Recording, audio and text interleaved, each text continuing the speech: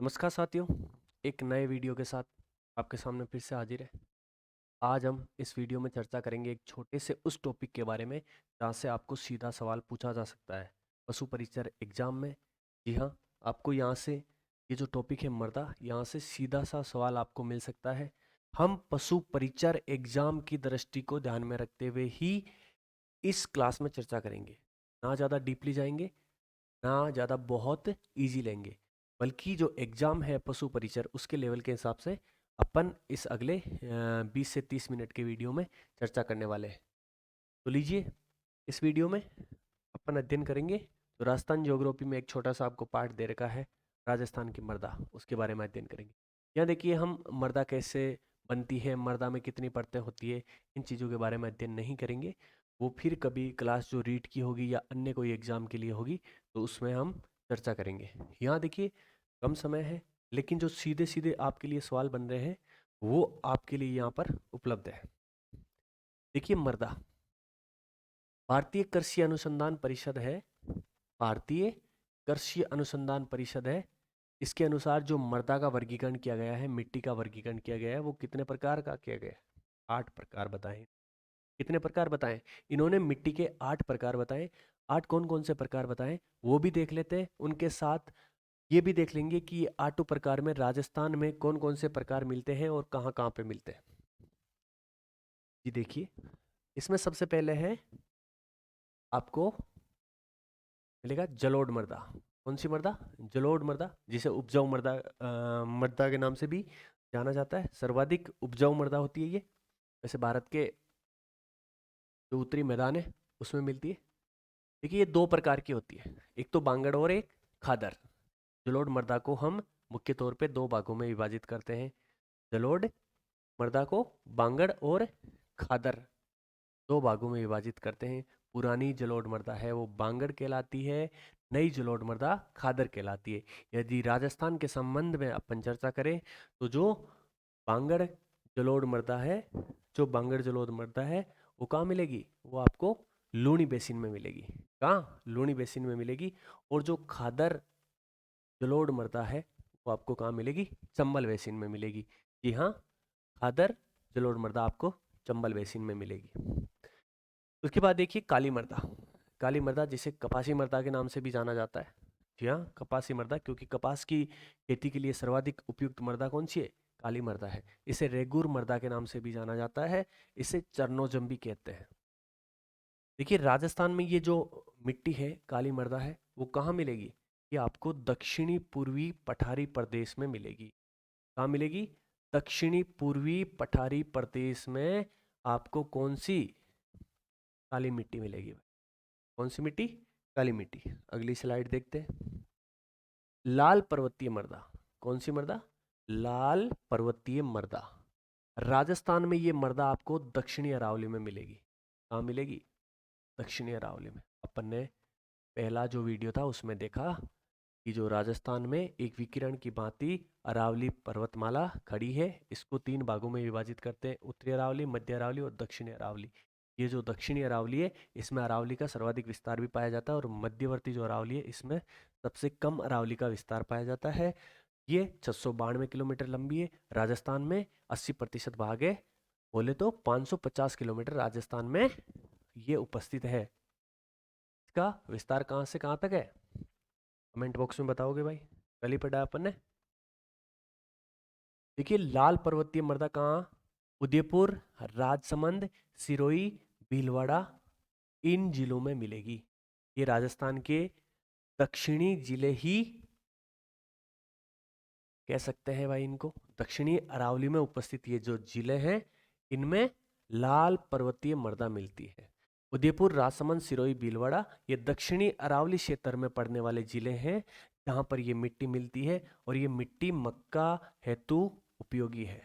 मक्के की खेती के लिए ये मिट्टी काफी उपयोगी मानी जाती है। उसके बाद देखिए लाल पीली मृदा। डोला तेरी लाल पीली अखियां। लाल पीली मृदा, भूरी मृदा भी बोल सकते हैं। मोटे अनाज हेतु प्रमुख। मोटे अनाज के उत्पादन के लिए इस मिट्टी का उपयोग किया जाता है। या यूं कहें मोटे अनाज के लिए ये मिट्टी काफी उपयोगी है। कौन सी? लाल पीली मृदा। बनास बेसिन में ये मृदा मिलती है।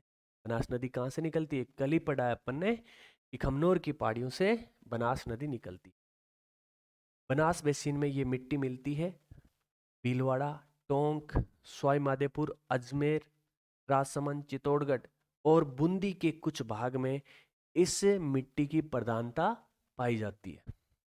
एक बार फिर से देख लीजिए, सवाई माधोपुर, भीलवाड़ा, टोंक, अजमेर, राजसमंद, चित्तौड़गढ़, बूंदी का कुछ भाग है जहां ये मिट्टी मिलती है। इसके बाद देखिए पांचवा प्रकार, रेतीली बलुई मृदा।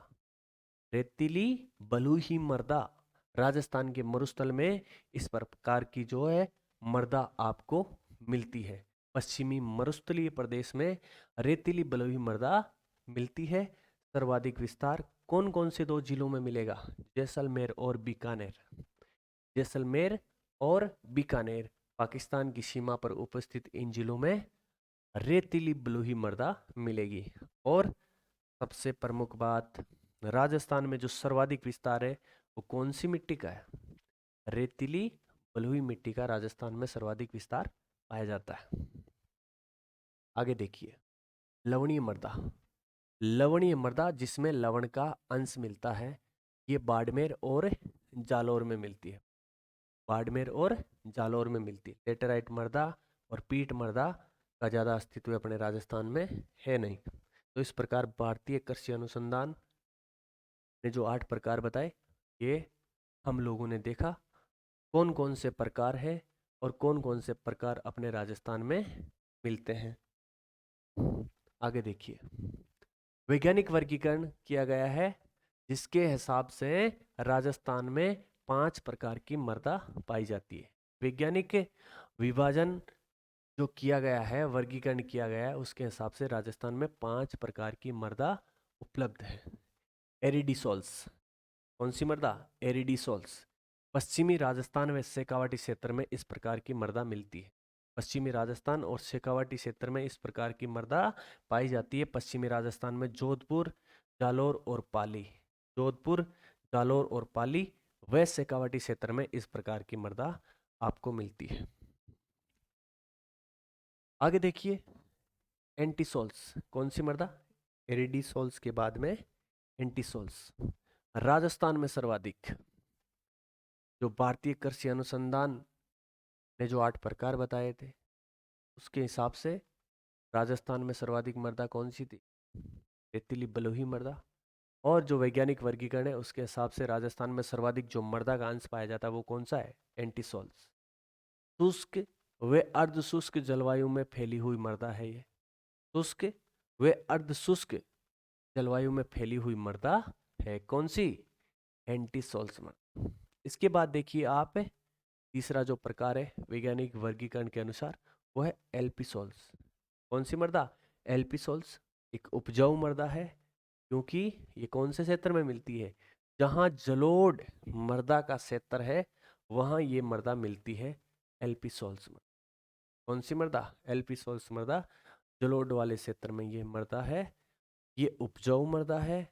कहाँ कहाँ मिलेगी? राजस्थान में आप पर्टिकुलर जिलों का नाम देखोगे तो अलवर, भरतपुर, जयपुर, धौलपुर, सवाई माधोपुर और दौसा, इन जिलों में इस प्रकार की मृदा आपको देखने को मिलेगी। एक बार फिर से देख लीजिए, एल्फिसोइल्स अलवर में मिलेगी, भरतपुर, जयपुर, धौलपुर, सवाई माधोपुर और दौसा, इन जिलों में इस मिट्टी की प्रधानता पाई जाती है। आगे देखिए जो चौथा प्रकार है वो है इंसेप्टिसोल्स। आप इसे यूं समझ सकते हैं कि पहाड़ पर आप चढ़ोगे तो आपकी सेफ्टी उतनी नहीं रहेगी क्योंकि गिरने का चांस ज़्यादा रहता है। तो इंसेप्टिसोल्स आप देखोगे अरावली के दोनों ओर इस प्रकार की मिट्टी का विस्तार पाया जाता है। अरावली के दोनों ओर इस प्रकार की मिट्टी का है वो आपको विस्तार देखने को मिलता है। पर्टिकुलर जिलों के नाम अपन देखें तो सिरोही, कौन सा? सिरोही, पाली, राजसमंद, उदयपुर, भीलवाड़ा और चित्तौड़गढ़, इन जिलों में इस प्रकार की मिट्टी की प्रधानता मिलती है। कौन सी मिट्टी? इंसेप्टिसोल्स। अरावली के दोनों ओर, और मुख्य तौर पे अरावली में सिरोही, पाली, राजसमंद, उदयपुर, भीलवाड़ा और चित्तौड़गढ़ जिलों में मिलती है। इसके बाद है वर्टिसोल्स। वर्टिसोल्स को आप सीधा सा समझ सकते हैं कि जहाँ पर राजस्थान में सर्वाधिक बारिश होती है वहाँ पर इस प्रकार की मृदा आपको देखने को मिलेगी। तो राजस्थान में सर्वाधिक बारिश कहाँ होती है भाई? हाड़ौती के पठारी भाग में होती है, दक्षिणी पूर्वी राजस्थान में होती है, काली मिट्टी के क्षेत्र में। जहाँ राजस्थान में काली मिट्टी की प्रधानता है वहाँ इस मिट्टी की प्रधानता है। कौन सी? वैज्ञानिक जो विभाजन है उसमें जो वर्टिसोल्स प्रकार की मृदा है का विस्तार आपको कहाँ मिलेगा? जहाँ राजस्थान में काली मिट्टी की प्रधानता है। दक्षिणी पूर्वी राजस्थान में, या यूं कहें हाड़ौती क्षेत्र में, वर्टिसोल्स प्रकार की मृदा आपको देखने को मिलेगी। आंशिक रूप से कहाँ कहाँ? डूंगरपुर, बांसवाड़ा, सवाई माधोपुर और भरतपुर में भी देखने को मिल सकती है। इन राज्यों में, इन जिलों में भी आंशिक रूप से इस प्रकार की मिट्टी देखने को मिल सकती है। मुख्य तौर पे काली मिट्टी वाले क्षेत्र में बोले तो दक्षिणी पूर्वी राजस्थान, हाड़ौती क्षेत्र में इस प्रकार की मृदा देखने को मिलती है। आगे देखिए, कृषि विभाग द्वारा राजस्थान की मृदा को कितने भागों में बांटा गया है? जो कृषि विभाग है उसके अकॉर्डिंग राजस्थान की जो मृदा है उनको 14 भागों में बांटा गया है। यहाँ से सवाल बन सकता है भाई, कितने भागों में? 14 भागों में, 14 भागों में विभाजन किया गया है। देखिए इनमें जो 14 है वो पूरी अपन नहीं देखेंगे, लेकिन जो प्रमुख बार बार परीक्षाओं में रिपीट किए हुए जो सवाल है, इन 14 जो मिट्टी है इनमें से उनको हम देखने का प्रयास करेंगे। जिप्सी पेरस, जिप्सी पेरस प्रकार की मृदा जो पर्टिकुलर आपको कहाँ देखने को मिलेगी? ये बीकानेर में देखने को मिलेगी। जिप्सी पेरस, जिप्सी से याद रखोगे आप बीकानेर। कैल्सी ब्राउन, कैल्सी ब्राउन प्रकार की जो मृदा है वो आपको जैसलमेर व बीकानेर में देखने को मिलेगी। जैसलमेर व बीकानेर में कैल्सी ब्राउन प्रकार की मृदा देखने को मिलेगी। नवीन बुरी मृदा, नवीन बुरी मृदा ये आपको भीलवाड़ा और अजमेर में देखने को मिलेगी। ये राजस्थान के मध्यवर्ती क्षेत्र वाले जिले हैं। नवीन बुरी मृदा भीलवाड़ा और अजमेर में पर्टिकुलर देखने को मिलेगी। रेवेरिना, बहुत बार यहाँ से सवाल बना है भाई। रेवेरिना प्रकार की मृदा आपको कहाँ मिलेगी? श्री गंगानगर में मिलेगी। कहाँ? श्री गंगानगर, जिसे राजस्थान का अन्न भंडार भी कहते हैं, अन्न का कटोरा भी कहते हैं। यहाँ सेम की समस्या भी पाई जाती है। आगे की स्लाइडों में अपन देखेंगे कि किस प्रकार सेम की समस्या यहाँ पर पाई जाती है और उससे निजात पाने के लिए क्या उपाय अपन कर सकते हैं। इसके बाद देखिए पर्वतीय मृदा। पर्वतीय मृदा आपको उदयपुर व कोटा में देखने को मिलेगी। पर्वतीय मृदा उदयपुर व कोटा में देखने को मिलेगी। पीली व भूरी मृदा, पीली व भूरी मृदा वो आपको भीलवाड़ा व टोंक में देखने को, भीलवाड़ा व टोंक में पीली व भूरी मृदा आपको मिलेगी। इस प्रकार ये कृषि विभाग की ओर से जो 14 मिट्टियों के प्रकार बताए गए थे उनमें से जो महत्वपूर्ण थी उनको अपन लोगों ने यहाँ पर देखा। आगे कुछ इंपॉर्टेंट है बाणगंगा बेसिन में। बाणगंगा बेसिन कल अपन ने देखा था, जयपुर से निकलती है, दौसा और भरतपुर में इसका प्रवास क्षेत्र है। इसमें कौन सी मिट्टी? पूरी जलोढ़ मृदा मिलती है। पूरी जलोढ़ मृदा बाणगंगा बेसिन में मिलती है। बनास बेसिन में पूरी मटियार मृदा मिलती है। बनास बेसिन में मिलती है भाई। बनास नदी का उद्गम कहाँ से? राजसमंद की कमनौर की पहाड़ियों से।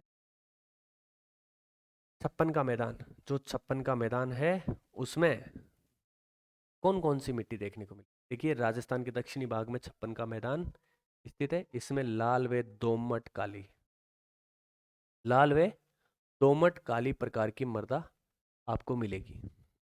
माही बेसिन, माही बेसिन कल अपन ने पढ़ा कि ये मध्य प्रदेश से निकलती है, राजस्थान में बहकर गुजरात में बहती हुई कहाँ गिर जाती है? अरब सागर की ओर चली जाती है। खंबात की खाड़ी जो कि एक तटीय सागर है, खाड़ी है, उसमें जाकर ये अपना जल छोड़ देती है।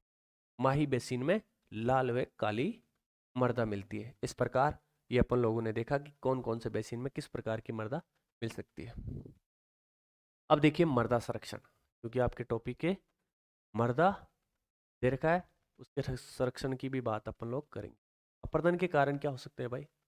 मृदा के अपर्दन के कारण, अपर्दन में क्या होता है, मृदा एक जगह से दूसरी जगह अपवाहित होकर चली जाती है। अपर्दन, मिट्टी का कटाव। देखिए क्या क्या कारक हो सकते हैं मिट्टी को काटने वाले, अपर्दन करने वाले। पवन, पवन का याद रखोगे, पवन, हवा। राजस्थान में सर्वाधिक अपर्दन, राजस्थान में सर्वाधिक अपर्दन करने वाला कोई कारक है तो वो कौन सा है, पवन है। तो जल, जल भी अपर्दन करता है, जल भी अपर्दन करता है, वर्षा जल भी अपर्दन करता है। और मानवीय जो कारण है ये भी अपर्दन में महत्वपूर्ण भूमिका निभाते हैं। मिट्टी का जो अपर्दन है वो आपको पवन, जल, वर्षा जल या मानवीय कारणों के द्वारा देखने को मिल सकता है। देखिए पवन द्वारा राजस्थान में सर्वाधिक मिट्टी का अपर्दन होता है। पवन द्वारा सर्वाधिक मिट्टी का अपर्दन होता है। सर्वाधिक कहाँ पर होता है, राजस्थान में भी सर्वाधिक अपन देखें तो पश्चिमी राजस्थान में देखने को मिलता है। जल, जल द्वारा दक्षिणी पूर्वी क्षेत्र में या यूं के चंबल बेसिन, कोटा के क्षेत्र है, कोटा के आसपास का क्षेत्र है, वहां पर जल द्वारा मिट्टी का अपर्दन देखने को मिलता है। इसके बाद वर्षा जल, वर्षा जल से क्या होता है, चादरी अपर्दन होता है। देखिए दक्षिणी अरावली सिरोही वाले क्षेत्र में इस प्रकार का जो है वर्षा जल द्वारा अपर्दन देखने को मिलता है। वर्षा जल से क्या होता है, पहाड़ी क्षेत्र में मिट्टी की जो ऊपरी परत है वो बह के चली जाती है, एक चादर के रूप में जो ऊपरी परत है वो दूर चली जाती है, जो उपजाऊ परत होती है वो बहकर चली जाती है, जिसे चादरी अपर्दन कहते हैं। देखिए पवन द्वारा भी चादरी अपर्दन होता है। पवन जब उपजाऊ मिट्टी की जो ऊपरी परत है उसको उड़ा कर ले जाती है तो चादरी अपर्दन भी कहलाता है। मानवीय कारण कौन कौन से हो सकते हैं, आप सभी को पता है क्योंकि अपन खुद मानव है। अनियंत्रित पशुचारण द्वारा क्या होता है,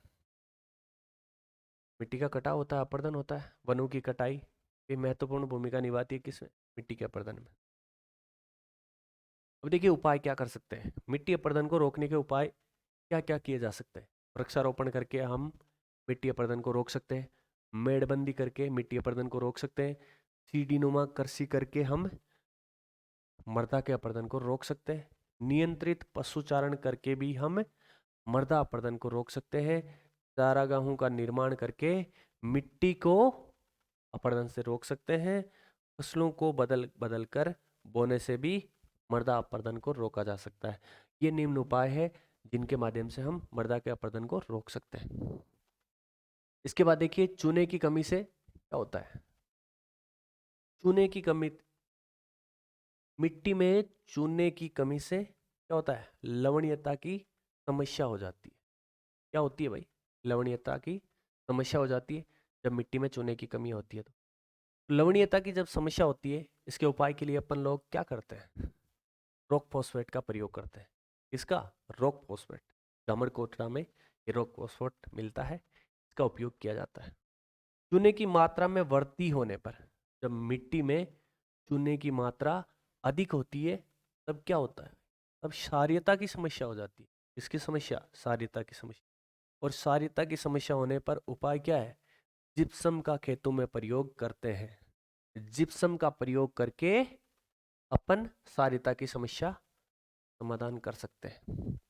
ये देखिए दोनों प्रकार की समस्या कहाँ देखने को मिलती है, ये आपको शुष्क और अर्ध शुष्क क्षेत्रों में, शुष्क और अर्ध शुष्क क्षेत्रों में इस प्रकार की समस्या देखने को मिलती है, जहां पर वाष्पीकरण अधिक होता है। जहां पर वाष्पीकरण अधिक होता है वहां पर लवणीयता की समस्या और क्षारीयता की समस्या देखने को मिलती है। आगे देखिए लास्ट स्लाइड है इस टॉपिक की, और इस स्लाइड के बाद अपना मिट्टी का जो टॉपिक है, छोटा सा जो टॉपिक है वो पूरा हो जाएगा, और पूरी आशा और उम्मीद है कि यहाँ से आपको सवाल पूछे जाएंगे। सेम की समस्या, सेम की समस्या राजस्थान के जो उत्तरी जिले हैं गंगानगर और हनुमानगढ़ में मुख्य तौर पे देखने को मिलती है, या यूं कहे कि जो इंदिरा गांधी नहर के आसपास का क्षेत्र है वहां पर अधिकतर सेम की समस्या का सामना करना पड़ता है। सेम की समस्या के समाधान के लिए क्या करते हैं, यूकेलिप्टस, यूकेलिप्टस के पेड़ लगाते हैं भाई, यूकेलिप्टस के पेड़ लगाते हैं। इसे सफेदा भी कहते हैं अपनी भाषा में, सफेदा, सफेदा के जो वृक्ष होते हैं वो यूकेलिप्टस कहलाते हैं। इनकी बाड़बंदी करते हैं, ये पेड़ लगाते हैं। डैम की समस्या से निजात पाने के लिए इन पेड़ों को लगाया जाता है, यूकेलिप्टस के पेड़ लगाए जाते हैं। और देखिए हनुमानगढ़ में नीदरलैंड के सहयोग से इंडो डच योजना प्रभावित है। हनुमानगढ़ में नीदरलैंड के सहयोग से इंडो डच योजना चल रही है भाई, समस्या के निजात पाने के लिए। ये था अपना छोटा सा टॉपिक मिट्टी का। नेक्स्ट वीडियो में देखेंगे एक नए और टॉपिक के साथ मिलेंगे अपन लोग। पूरी आशा और उम्मीद है जो कुछ आपको बताया गया है उसको आपने इसी वीडियो में इसी जगह याद किया है। धन्यवाद। जय हिंद, जय भारत।